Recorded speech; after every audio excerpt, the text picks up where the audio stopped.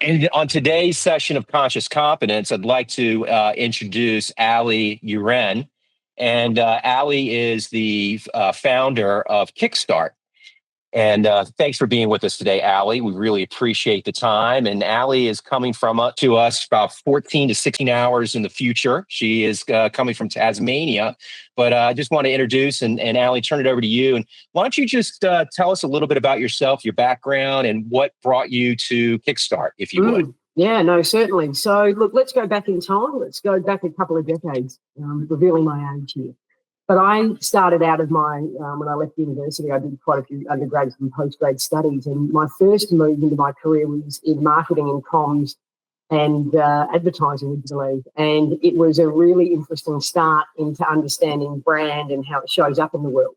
And I knew that it wasn't going to be forever for me, but it was a great lesson in client servicing, in brand, how it lives in organisations.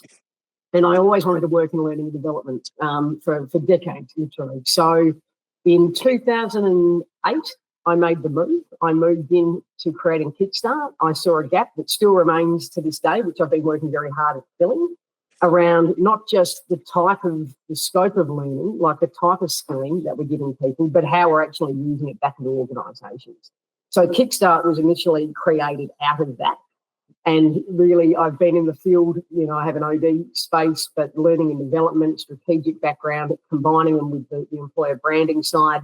I've had 18 years of facilitation experience. So I've been out in the field, designing, implementing, back into, part of that organisational delivery, and still driven by it. And as we talk about today, it's evolved into a different type of product, still keeping all the lessons and all the insights and trials and tribulations of those 18 years, but crystallising it into something else. So for me, I like to think of myself as a lovely blend of the strategic side, but at the end of the day, the practical and implementation side, and creating durable outcomes and impacts. So that's what brought me here and what continues to bring me here. Love that. Thank you for that. And I think that's one of the things that originally how we got connected, actually. Here at Competently, we're constantly thinking about, for a lack of a better way of saying it, the business of talent, if you will, and how talent is ultimately still and it will always be the engine for businesses. And you spoke the language of business, which is what caught our attention. And I know that, you have return on skills, ROS. Can you kind of talk to us about that? Walk us through that and its origins. And, you've given us a background, but tell us when you decided that something like that acronym was needed in today's day and age. Yeah, thank you, Rob. Yeah, look, it was last year, actually, would you believe? So I have spent a lot of time, working, and we'll talk about the circular workplace later, but as part of that, I started to uncover and really think about how we were assessing the value of skilling and talent. And through that, I thought, I'd heard of obviously return on investment we can talk about, even ROI, return on education. But it wasn't really capturing the essence of where skilling needs to move and what really matters in terms of what we measure. And so return on skills is an acronym that came to me through a lot of reflection and thinking and doing. And why I wanted to create ROS was to capture what I had seen in the 2,000 people plus that I've developed over that time. And what I realised, Rob, was that we traditionally tend to look at outcomes. Yeah, we look at outcomes, right? And they're the things that are easy to measure, right? Right. Like let's talk about competencies, and you can do this. By the time you've learnt this skill, you should be able to do X, right? And that's good. We need that, right? But we need something else. And what I've found is that it's the impacts that have led to the measurable, more durable outcomes and impact long term. And so I created ROS to not just be able to measure and create ownership around outcomes, but around the impacts. And the impacts are completely different, but they are the factors that influence whether or not someone is going to be able to use those skills to their full capacity ongoing, regardless of what comes to them, right? We need to be able to create skill sets that fight smart. So ROS is a way in which we can set that relationship up early and create that. And it's really connecting with people. You know, I write a lot. I go out into the world and trial and test things. And I will say that Roz is really connecting with people. And now what I'm seeing, particularly on LinkedIn, is that people are referring to it in their own comments, right? In their own posts. So it's cutting through with people because it's more specific. Yeah. You know, if you think about return on investment and return on education, what does it tend to measure, right? Like, Rob, you think about it in the learning and development and aspect. What do we tend to measure? What do you think? What are the normal things, right? Okay, let's go there. Engagement. Yeah. How many people completed it? The fact that you actually got ticked off as competent, right? How many people did it? Yeah, how many people completed it? Engagement. What does that even mean? Yeah. So it's not telling the full story. It doesn't take it to that next level of actually putting it back into the day-to-day. Yeah, absolutely. No, that's fantastic. I couldn't agree more. I think that, everything's cyclical, but you're absolutely correct. Everything that can be measured shouldn't be measured. And I think that's what's happens. That's the trap of outcome-based anything, So I love, you beat me to the punch because I wanted to ask the differentiation between those two. But I think that's really, really smart because we see it all the time, when the for lack of, outcome or the measurement becomes the goal ceases to have any value for the business because all those things could be gamified. So let me shift back because there's a lot to unpack in what you just said. Yeah. But let's get some of the big elephants out of the room. Let's talk about some skills. Let's talk skills for a little bit. All right. Let's break that down into how you see skills because, speaking as an American right now, the two biggest things in employment, number one, of course, is AI, everything. Okay. That's eating everything. But number two is skills-based recruiting, skills-based this, skills-based that. And there's a lot of, there's no standardization of what that word skills really means in the business world. So let's you and I unpack that a little bit and talk about skills for a second. So what would you like to know? What do you want to know? What my take on skills? How do I define? Well, I mean, let's talk about what are the skills? They are between hard skills, soft skills. I mean, we can break them and let's say devolve into that a little bit. Yeah. Yeah, sure. Well, look, I've banned the word soft skills from my vocab for many years, right? So let's go there, Rob. I'm going to lovingly pick you up on that one, right? So we'll talk about hard skills in a minute, but the soft skills are the human skills. Yeah, they're the power skills. Power skills. I love that. Power skills. Power skills. Take power skills because they are. And what I've always found is that when we call them soft, we sort of downplay them, right? Like we say they're soft, they're easy. Well, they're actually really hard, right? Because it's forcing. And we'll talk about what soft or power skills are in a minute and how Roz fits into that. So power skills, they are all the things which are really what we're measuring, right? So power skills are things around creative thinking, critical thinking, how we connect to people, how we tell stories, how we make people feel comfortable, how we respond to gaps, threats, and risk and do something useful with it. They're the power skills, right? Like they are the things that are honestly, and I'll talk about it in a minute, but we are still rehashing the same sort of skills. Well, do you know what I mean? Like it's back in the day. So they need to catch up. They're not keeping pace at the moment as a whole, but that's okay. We'll go there. So power skills are absolutely critical because what they do, they shape the style and the manner of how we deliver. Yep. They are the factors that determine. That's why in my work, I'm not just interested in what you know, what skill. I'm interested in how you use it and the style and the manner of that. That is the differentiator. Yep. So if we come across the hard skills, they are what we tend to really look at from competency-based learning and assessment. So they are the technical things. Can you use this? Can you create code? Can you design something? When we're assessing, we're looking at creating product, for example, right? I can observe you maybe through some Q&A, but you can still make an impact that way. So hard skills, yes, matter, but the power skills absolutely need to be in there. And as I said, ROS is lovely in that way, and it's going to be effective in terms of creating the balance between the two. Yeah. Yeah. Technicalism. Once you've got that, we can measure that. Now we then drill down to more sophisticated and around, and also to how malleable is that skill, right? To what is happening at any given time. Yeah. The problem with hard skills traditionally is that they're very fixed. Yeah. So coming from it at the moment, I keep my eye in, so I know, I come from a place of lived experience. I'm working with a registered training organisation here as well in Australia.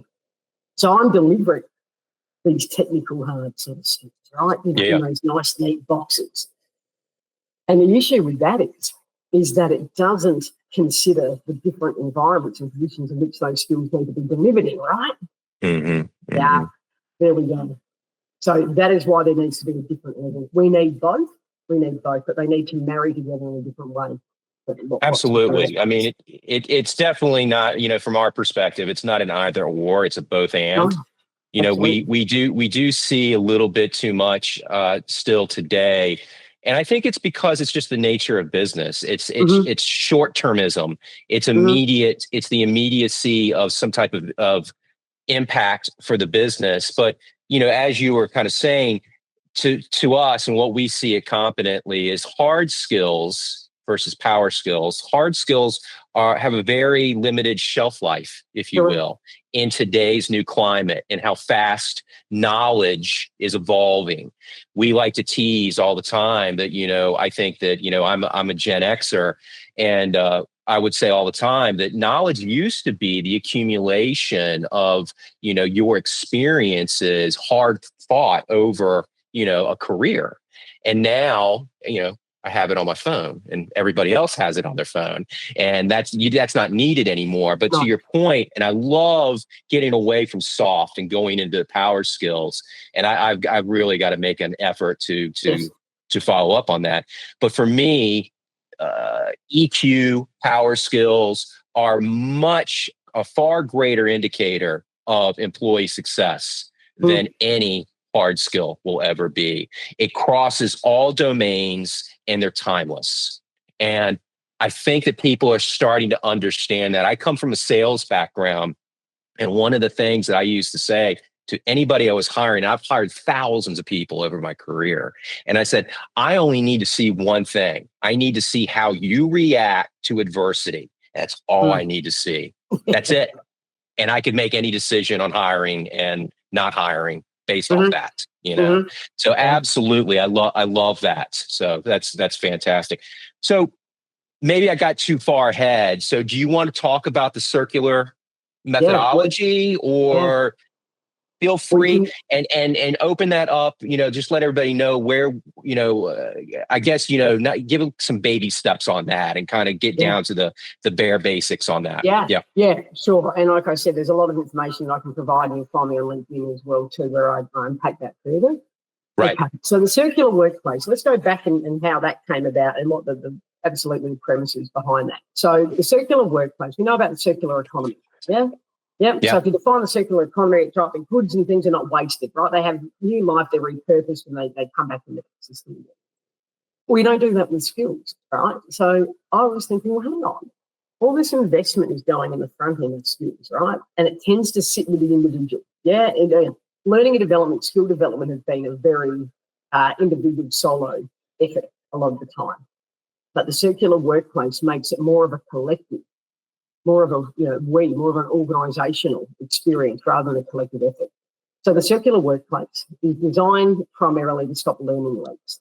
All right, so that's a term that I've defined. That are the learning leaks that come into an organisation. So learning leaks can be for any particular reason. I'll give you some. One is that people don't know how to use it properly, or they use it but they don't use the skills correctly. They leave before they've got an opportunity to actually make any impact with the learning, that they've actually acquired. We have brain drain, which is not just people leaving to go to other industries, but actually taking wisdom. And obviously we'll talk about how wisdom and lessons learned and mistakes made is different to knowledge. But the circular workplace is to say, well, hang on, how do we stop those learning links? How do we make sure that when we are undertaking learning and development and skill development, that we're actually repurposing it through different methods, right, back out into the business for not just the person's benefit and growth, but the organisational growth. So the circular workplace, the first part of that is to start around strategy. So we do a lot of work around understanding what the gaps and the threats and the risks are, right? And part of that is that the team works together on creating an innovation capability review. And that is like a risk assessment on creative steroids. And that looks at the whole organisation, and of course skilling is part of that, but that looks at the ability of that team and that business in all aspects to be able to deliver new innovations. And so the team works from that, right? And then from that, I'm going to give you, this is really high level, right? So it doesn't include everything, it's an overview. From that, we then start to understand, well, where are the skills, right? Because a lot of the time what we're doing is we kind of bolt the skills on rather than understanding what the reality is that we need to be developing the skills for. Yeah. Completely different. You think about it. Most people are making decisions based on whims or feeling or a survey, or, they're not really doing it, right? They're not doing the work together, the robust thinking work, that goes into creating that piece so that people can really narrow down on, well, what is the skill set? What are the skills that we're needing to acquire? How does that fit back into the strategic piece, right? Because that's very much in that first step. So already we're connecting the dots, Rob. We're not disjointed, right? Right away, a lot of work's being done in that first stage, leaders and teams. Now, I really want to make it clear that this is an approach that's been designed to develop the whole of business, not just the C-suite. That's critically important. We have bottlenecks at the moment where there's a lot of L&D and leadership and it doesn't flow through. But the beauty is, and that's a whole other discussion, but that's a massive risk. That's a massive risk, right? But when we start to get to that second stage where we start to develop the skill set, we're actually experimenting back in real time. So the circular workplace is role-based and project-based L&D, and skill development. So we're not waiting 6 months down the track to say, oh, did that work? What was the return? What was the impact of that? What did we achieve? You're developing it in real time, right? So they're coming, they're meeting, they're trialling.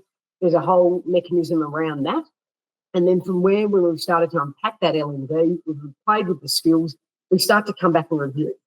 So we're reviewing as teams, right? We're reviewing it one-on-one. We're looking at what that was. We're capturing that. We're talking not just what was delivered, how was it delivered? Did that actually work? And again, these are really building those secondary skill sets in the team as a result of how it's delivered. And what then comes in that final step is the capturing and repurposing of wisdom. So in the review stage, we're not just looking at what was delivered. We're looking at lessons learned. We're looking at mistakes made. We're pulling it apart. We're analysing it. And we're looking at where new life comes from that. And in time, once you've worked with your circular workplace, because as I said, they own it, I don't. I come in, I facilitate it, the IP, that whole experience, the design, but they are owning it. They are understanding it at a deeper level. And so in time, as they start to move through that process and through the doing, because we forget, skilling is actually a verb and an that what happens is they are starting to capture wisdom. It's no longer enough to capture knowledge. Everyone can get knowledge, Rob. Like you said, on your phone, right? Easy. Knowledge is dime a dozen, right? That's right. Knowledge isn't the power. Knowledge isn't, no, it's not. It's the wisdom, the nuance, the intel, right? The corporate memory. How to apply it. Absolutely. Right, how to apply it. And then another level, how then, based on the intel that we've gathered, where do we get new value, new human commercial outcome and impact from that, so that we can feed it back into that system. And what happens, it's reticulation almost, right? And so it just becomes a normal part of working. But what we see is we're capturing corporate memory, organisational memory. Critical, right? Like I did a post the other week, and I can share it with you to put out to your group, your community. But LinkedIn did a workforce learning report, and it talked about the skills that are most valuable, right? You're missing them. They're the technical skills. It's like communications and strategic development, right? Okay, they matter. But it's the nuance, it's the intel, it's the insight, it's the lessons learned, it's wisdom, Wisdom is knowing the difference between what do they say, what a tomato is and where to use it, Don't put it in a fruit salad, So it's that level that we capture and that we use so that it is not lost, because that is where those learning links come from. We never develop it past literally those Yeah. technical skill sets that sit with an individual. That's a really long response, but I wanted to set it up. No, that's To great. take people on the trip, and it's really high level. There's much more to it, but it really, as I said, it takes you, the team. It develops people in a way that, Right. as I said, they get to drive. I facilitate it, but they choose their own adventure as a team, as an organisation around, and that's the beauty of it. That's why it works. Many years after I leave the work, I love it. There's so much to unpack there. What is so interesting about what you're saying is, and I'll parallel just a little bit, because I'm always surprised when we are able to quantify, not to the level that you are, but we're quantifying sometimes these power skills. And it's always surprising to the C-suite or to the executive team when we are able to actually show them data rather than the feelings that, we think, But at the same time, it's so strange, because all the executives we talk to overestimate the skills that they think they have in the organization. They all know that they love having conversation. They know they need to prepare for a future, and they want to have that conversation. But when you get to brass tacks, they really overestimate. Oh, no. I think we're covered there, man. I think that we've got people that know spot on how to effectively communicate, cross-function, and, deal, are very agile and deal with, adversity. Yeah. And then when we actually get down and dirty in some individual assessments, and we're able to show them, some real results, they're shocked. They're absolutely shocked. And I can only imagine the level that you are really putting in. And I mean, what is somebody's reaction when you start a program like this? Because, to me, what I'm hearing from you is that, and you may correct me if I'm wrong, this is quite a commitment that's being made by the business when they're going to do the circular methodology, because there's going to be some time investment, and you're going to be in there really kind of digging around, poking around, and really finding out what's going on. What is their feedback when you start showing them some of the impact? Historically, what's been some feedback? Sure. Look, I will give you two examples. Okay. And it comes back to your point, Rob, of what people think the reality is, right? Oh, yeah. So and I don't mean to cut you off, but I love this quote. In the absence of facts, everybody, we all have opinions, and we're going to use my opinion, in the absence of facts. I'm going to use that. I'm going to use that. I'll use that on my husband. All we have are opinions, and we're going to use mine. Yeah. So look, I've been very honest, and I even wrote this week on LinkedIn about who I'm for and who the business is for, and I'm really quite clear, and I talk culturally about that too elsewhere. So some people will be up for it, and I do have quite a stringent, assessment or process we go through before we decide to work together. Okay, so that minimises it not going in the right way. But I have worked internally, and I will share an example where the organisation, this is one example where they weren't up for it. They wanted the reality to be different, and they brought many people in to try and get the answer. They say you keep doing the research and getting the data to try and basically support your point of view. And so I actually, I'm very, very thorough in this. I used 23 different resources of research and came up with a response with insights that did not meet what they wanted the reality to be. Okay. Yeah. Okay. So before I took it on, they said, no, it's here. This is where the gaps are. This is what the issue is. And when I came in there, it just wasn't. It was at leadership level. Mm-hmm. Mm-hmm. Okay. And so that is a very difficult one. I have people, I will be right up front and very transparent with this. If you're not willing to do the work and hear the response, they say if you ask the question, be prepared for the response, you will struggle with it. And I think that's being honest, right? This is not superficial. This is not going into the same sort of areas. This is a genuine, real look and understanding of not just skilling, because skilling doesn't exist in a vacuum, right?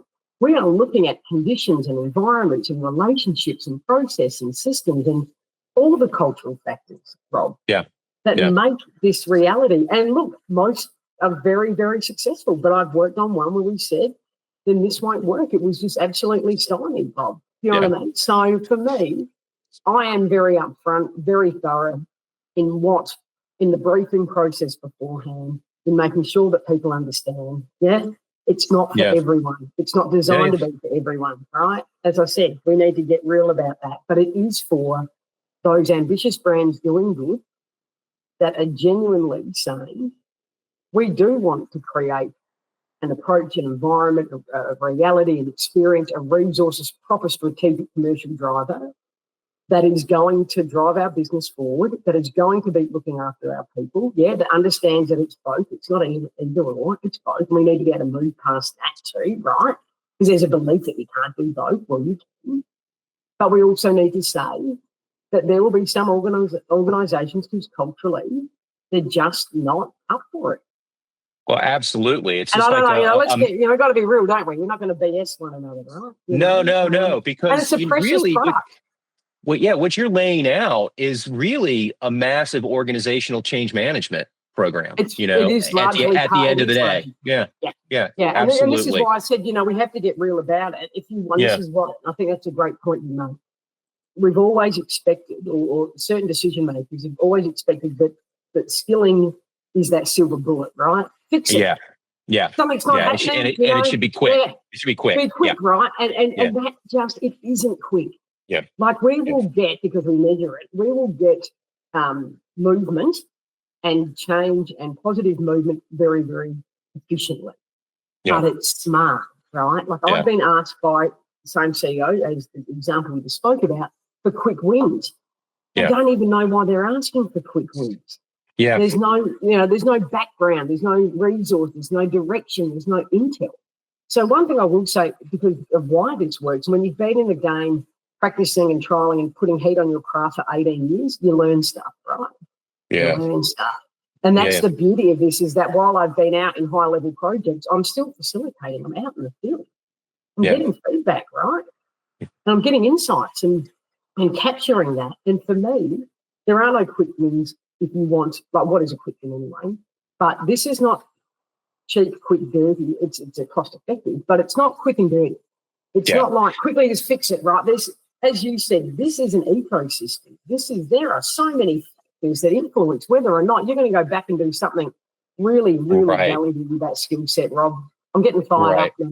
I'm getting fired up. I think it's really good though that you're focusing in on being honest about that, and the what you call your methodology. It's circular. It's always on. It's never going to stop. It has to always continue to get where you need to go, because the quick wins is the fastest way of just these programs just dying before you can actually really extract everything you need out of them. So that's fantastic.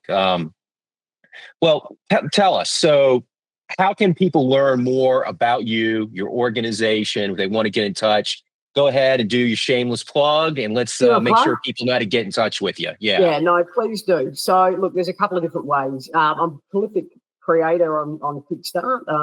I've got Kickstart website, which is kickstart.com. So you'll find video, you'll find original posts and blogs there that you can access anytime you want to, free of charge. Go and explore. But I really do use LinkedIn as my main vehicle nowadays. So that's AliUren. You'll see my name here. You'll find me there. We've got a great community that's smart and kind and engaged, and around the world. So while I'm based in Tassie, I've got very much a focus on a global impact. And then so for me, reach out. I do allow people we can make a time. So I open up some time every week where, for those that are really serious to learn more and educate themselves on what it is, what that can mean for them in their own unique situation, they can make a time. We talk it through. We learn more about them. They can really take a deep dive one-on-one with me to understand what that is. And in the process, as I said, complimentary, no obligation. Also learn more about how to evolve their own practice in LND as well too. So it's almost like a one-on-one session of mentoring and taking all that goodness over the last 18 years and people being able to access that. So That's how they'll find me, and I would encourage them to come join, and let's start to open up a different type of dialogue around what is skilling in this day. More importantly, what does it need to be moving forward? Fantastic. Ali, I really appreciate this. It's been really, really enlightening. I love the fact that, talent management that's been so reactively managed reactively managed for so long, the strategic initiative you're really applying to it. And I know that's the way to move forward, because, it's everything is just moving so fast, so much change being applied in business and into skill sets and demand for certain skills. It's the framework that you've put together, I think, is definitely the move in the right direction. And thanks.